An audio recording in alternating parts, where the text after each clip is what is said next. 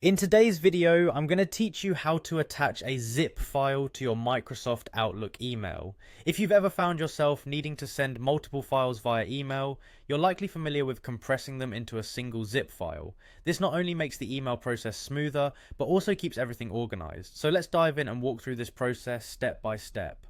First, let's ensure you're all set up with Microsoft Outlook. Go ahead and open your preferred web browser and navigate to the Microsoft Outlook homepage. If you haven't done so already, click on the sign in button located in the upper right corner of the page. Here, you'll enter your email address and password to access your Outlook account.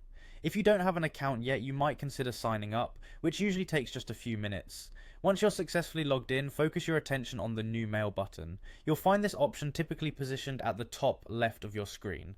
Clicking New Mail will open a fresh email draft where we're going to compose our message and attach our zip file. With your new email draft open, look towards the top menu bar and find the Insert option. Click on this and a drop down menu will appear. This menu is where you can attach files, images and more. Next, select Attach File from the Insert menu. This prompts you to a window where you can browse files on your computer. If you're unfamiliar with zip files, these are essentially compressed folders containing one or multiple files. They're quite handy for sending several documents or images at once without having to attach them one by one. Now click on the button that says Browse this computer. This is your cue to navigate through your computer's files, find and select the zip file you wish to attach. Make sure your files are well organized on your desktop or in designated folders so your task is hassle-free. After choosing your zip file, you'll be offered a few options on how to attach it. Opt for the attach as a copy choice. This ensures that the file stays as is, a static copy, once it's been sent with your email.